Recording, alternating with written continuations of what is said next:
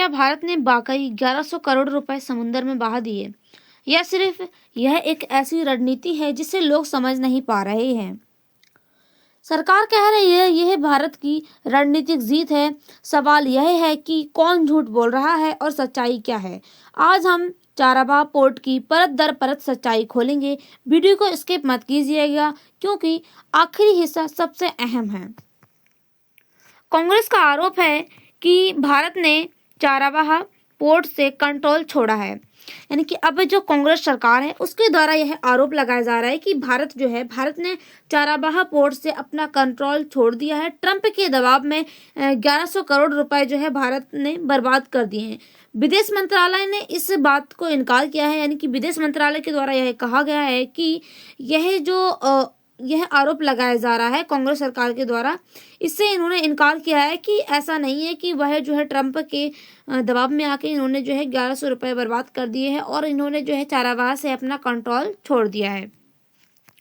आप यहाँ पे देख सकते हैं कि ये जो है चाराबाग पोर्ट है, इससे भारत का जो है व्यापार जो है यहाँ की जो रूस है, यूरोप है और सेंट्रल एशिया है, इससे भारत का जो व्यापार है वह हुआ करता था। और इससे जो ईरान है, पाकिस्तान है, इससे भारत के जो ईरान से संबंध है वह भी बेहतर हो सकते हैं, क्योंकि इससे यह जो पोर्ट है इस पर अगर अमेरिका का कब्जा हो जाता है तो इससे अमेरिका और भारत के संबंध बिगड़ सकते हैं। चाराबाग पोर्ट को लेकर भारत की विदेश नीति एक बड़ा राजनीतिक विवाद सामने आया है। यानी कि भारत की जो विदेश नीति है उसमें एक बड़ा राजनीतिक विवाद सामने आया है।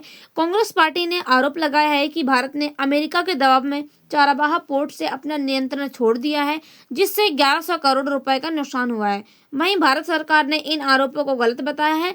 यह मामला विदेश नीति, रणनीति और अंतर्राष्ट्रीय दबाव से जुड़ा हुआ है।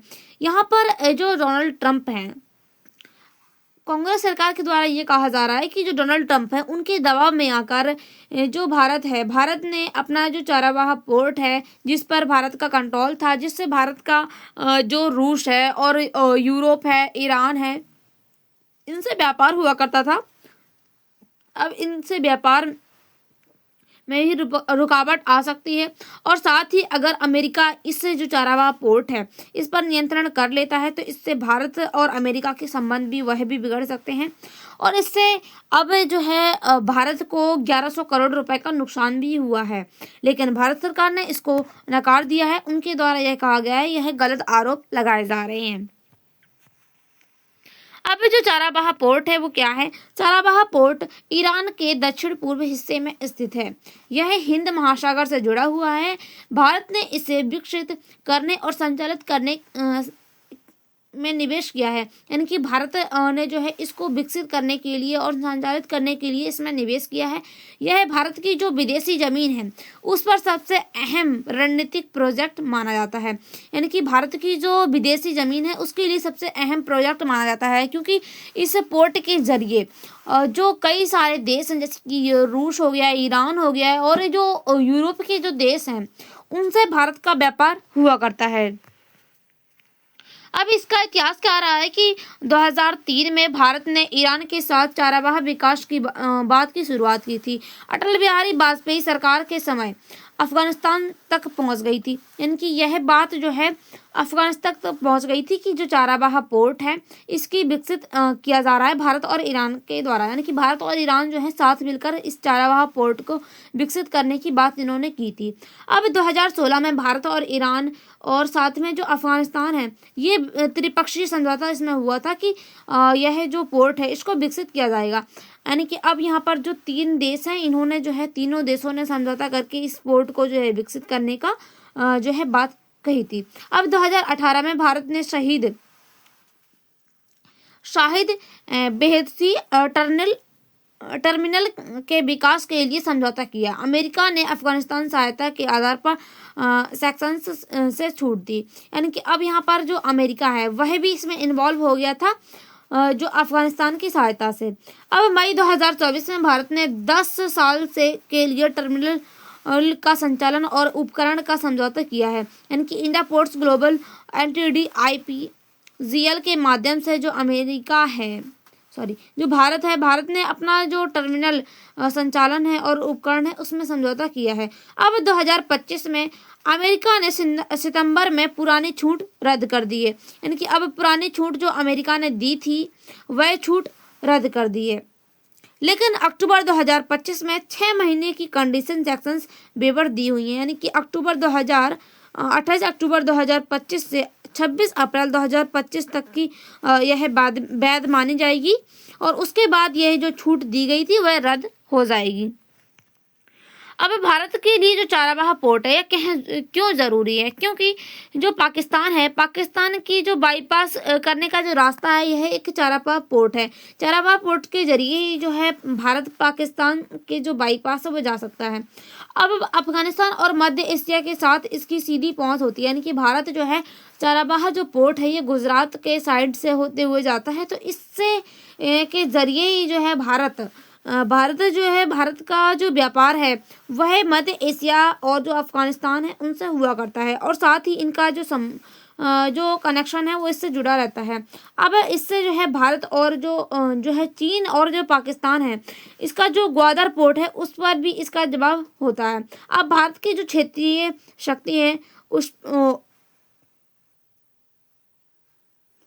यह जो पोर्ट है भारत की जो क्षेत्रीय शक्ति है उसको बनाता है INSTC, यानी कि international north south transport corridor का अहम हिस्सा भी माना जाता है। यह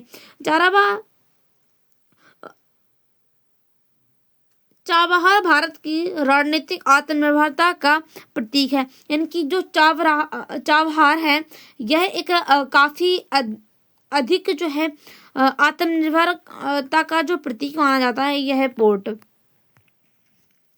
अब भारत ने चाबहार में कितना निवेश किया है? अब भारत का जो निवेश है वह लगभग $120 मिलियन है। अब भारतीय मुद्रा में करीब रुपए 1100 करोड़। अब संचालन का जिम्मा जो है इंडिया पोर्ट्स ग्लोबल लिमिटेड को दिया गया है। यह पैसा जो है भारतीय टैक्स पोर्ट्स का पैसा माना जा रहा है। अब अमेरिका की इसमें क्या भूमिका रही है? अमेरिका ने ईरान पर बड़े आर्थिक प्रतिबंध लगाए हैं। ट्रंप सरकार ने ईरान को अंतर्राष्ट्रीय स्तर पर अलग थलग किया है। चेतावनी दी गई है कि ईरान से व्यापार करने पर अमेरिकी कंपनियां और बाजार में नुकसान हो सकता है। तो यह ट्रंप ने जो है ईरान को अंतर्राष्ट्रीय स्तर पर अलग कर दिया है और साथ ही चेतावनी भी दी थी कि इससे जो ईरान से व्यापार करने में अमेरिका की जो कंपनियां हैं और जो बाजार हैं उनको काफ़ी ज़्यादा नुकसान हो रहा है। इससे भारत पर भी दबाव पड़ा है।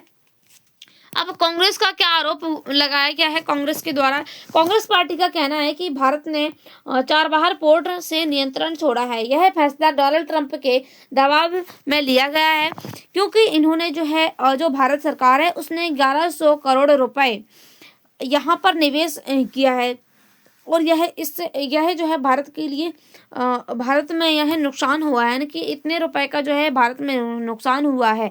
भारत की जो रणनीति स्वतंत्रता है वह खत्म हो रही है, विदेश नीति कमजोर साबित हो रही है। यानी कि जो कांग्रेस सरकार है या जो विपक्ष के नेता हैं यहाँ पर उनके द्वारा यह कहा जा रहा है कि यह जो भारत की जो विदेश नीति है वह कमजोर साबित हो रही है। यहाँ पर कांग्रेस इसे कूटनीतिक हार बता रही है। अब यहाँ पर जो देखें कि जो कांग्रेस सरकार है उनकी ऑफिशियल वेबसाइट पर क्या है कि नरेंद्र मोदी ने एक बार फिर डोनाल्ड ट्रंप के आगे सरेंडर कर दिया है। खबरों के मुताबिक ट्रंप के दबाव में नरेंद्र मोदी ने ईरान के चाबहार पोर्ट से अपना कंट्रोल छोड़ दिया है, चुपके से वेबसाइट भी बंद करवा दी है। इस बेहद महत्वपूर्ण प्रोजेक्ट में मोदी सरकार ने देश की जनता के $120 मिलियन लगाए थे और अब ये सब स्वाहा है।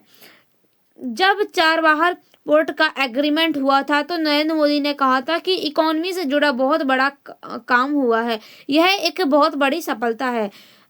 अब जब चाबहार पोर्ट पर का कंट्रोल छोड़ दिया गया है तो इस सब पर कुछ नहीं बोल रहे हैं। चाबहार कोई आम बंदरगाह नहीं है, यह भारत को अफगानिस्तान और सेंट्रल एशिया से एक अहम और सीधा समुद्री रास्ता था जिससे हम पाकिस्तान को बाईपास कर सकते हैं और चीन के बेल्ट एंड रोड इनिशिएटिव का मुकाबला भी कर सकते हैं। लेकिन अफसोस की बात है कि नरेंद्र मोदी के दबाव में के आगे झुक गए और जो है देश का नुकसान करा दिया। यानी कि अब यहाँ पर जो कांग्रेस सरकार है उनके द्वारा कहा जा रहा है कि जो नरेंद्र मोदी हैं, जब यह जो पोर्ट है इसमें जब इन्होंने जो है निवेश किया था, तब यह कहा जा रहा था कि यह भारत के लिए एक काफ़ी बड़ा जो है सफलता है, क्योंकि इससे जो है भारत को काफ़ी ज़्यादा जो भारत के देश हैं, भारत का जो है कनेक्शन है, यानी कि जो सेंट्रल एशिया है, अफगानिस्तान है और जो चीन है, इन सब के साथ सीधा कनेक्शन होता है। और साथ ही जो पाकिस्तान का बाईपास है उसको भी जो है पार करने में जो है यह जो पोर्ट है यह काफ़ी ज़्यादा महत्वपूर्ण है। अब लेकिन यहाँ पर हम देखें तो इस पर से जो है जब कंट्रोल छोड़ दिया गया है, तो इस बात पर कोई भी नहीं बोल रहा है। यानी कि अब यहाँ पर कोई भी जो सरकार है, यानी कि जो मोदी सरकार है या हमारी जो सरकार है, वो कोई भी कुछ भी नहीं बोल रही है इस पर। लेकिन तब उन्होंने कहा था कि यह जो है काफ़ी बड़ी सफलता है। अब सरकार और जो विदेश मंत्रालय है उनका क्या जवाब है? भारत सरकार के जो विदेश मंत्रालय है उन्होंने कहा है कि भारत ने जो चाबहार नहीं छोड़ा है। यह कहना है कि गलत है कि पैसा बर्बाद हो गया है। यानी कि अब यहाँ पर जो विदेश मंत्री हैं उनके द्वारा कहा जा रहा है कि जो चाबहार है वह छोड़ा नहीं गया है, और इसमें यह भी गलत कहा जा रहा है कि जो पैसा बर्बाद हो गया है। अमेरिका के साथ लगातार बातचीत चल रही है। चाबहार भारत के लिए अब भी महत्वपूर्ण है। सरकार का कहना है कि यह मामला अस्थायी और तकनीकी है।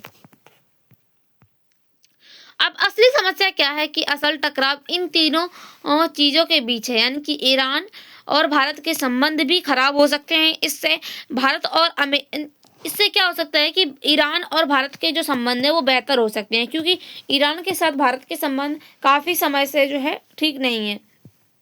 अब जो है ईरान के साथ भारत के संबंध जो है वो बेहतर हो सकते हैं। इससे भारत जो है अमेरिका और भारत के जो है जो संबंध हैं उसमें संतुलन बनाना एक काफ़ी जो है ठीक बात है, क्योंकि इस समय पे जो है भारत के जो संबंध है वो अमेरिका से बिगड़ सकते हैं। तो इसीलिए भारत के सामने ये दो यहाँ पर तीन चीज़ सामने आ रही है कि इससे क्या हो सकता है कि जो है ईरान और भारत के संबंध बेहतर हो सकते हैं, लेकिन अमेरिका और भारत के संबंध बिगड़ भी सकते हैं। लेकिन अब इन दोनों के बीच में संतुलन बनाना एक काफ़ी बड़ी समस्या है। अब भारत को दोनों देशों के बीच संतुलन बनाना पड़ रहा है। अब अगर भारत पीछे हटता है तो नुकसान होगा। यानी कि अब यहाँ पर अफगानिस्तान एक सीधी पहुंच कमज़ोर हो जाएगी। यानी कि अफगानिस्तान तक जो भारत की पहुंच है वह सीधी तौर पर कमज़ोर हो जाएगी, और मध्य एशिया में भारत की पकड़ जो है वो घट जाएगी। पाकिस्तान, चीन को रणनीतिक फ़ायदा होगा, भारत की वैश्विक छवि कमज़ोर होगी। INSTC प्रोजेक्ट जो है वो प्रभावित होंगे। अगर भारत डटा रहा तो जोखिम भी हो सकता है। यानी कि अमेरिका के आर्थिक प्रतिबंध यहाँ पर लग सकते हैं और वैश्विक बैंकिंग में दिक्कत आ सकती है। डॉलर लेन देन पर भी असर पड़ सकता है। भारत और अमेरिका के जो संबंध है वह तनावपूर्ण हो सकते हैं, इसीलिए फैसला आसान नहीं है। अब यहाँ पर जो राजनीतिक पहलू है वो क्या है? विपक्ष इसे सरकार की विफलता बता रही है। यानी कि जो विपक्ष सरकार है उनके द्वारा ये कहा जा रहा है कि यह जो है जो सरकार है, सरकार की विफलता मानी जा रही है। सरकार इसे भ्रामक राजनीति कह रही है, लेकिन जनता के पैसे और राष्ट्रीय हित का सवाल यहाँ पर उठा हुआ है। अब जो अंतर्राष्ट्रीय प्रभाव है वो क्या है? ईरान भारत को वैश्विक विश्वसनीय साझेदार मानता है। यानी कि जो ईरान है वह भारत को विश्वसनीय साझेदार मानता है। अमेरिका कहता है कि ईरान अलग थलग रहे हैं। यानी कि अमेरिका ने जो है ईरान को अलग थलग कर दिया है। चीन चाबहार विवाद से फायदा उठा रहा है। जो चीन इस पोर्ट पे जो विवाद हो रहा है इससे चीन को फायदा हो रहा है। अब भविष्य की जो है संभावनाएं क्या हो सकती हैं कि भविष्य में क्या क्या हो सकता है? अमेरिका से छूट मिल सकती है। भारत सीमित रूप से संचालित जारी रख सकता है। नई कूटनीतिक रणनीति अपनाई जा सकती है। यानी कि अब इस पोर्ट पर कोई नई रणनीति भी अपनाई जा सकती है। चाबहार पोर्ट सिर्फ एक पोर्ट नहीं है, यह भारत की विदेश नीति, रणनीति, सोच और वैश्विक दबाव की परीक्षा है। कांग्रेस इसे हार कहती है, सरकार इसे रणनीतिक संतुलन कहती है। तो अब आप बताइए कि क्या जो कांग्रेस सरकार के द्वारा यह आरोप लगाया जा रहा है क्या यह सही है या नहीं? कमेंट बॉक्स में आप अपनी राय ज़रूर दीजिएगा। ऐसी ही खबरों के लिए हमारे चैनल को सपोर्ट करें। Thank you.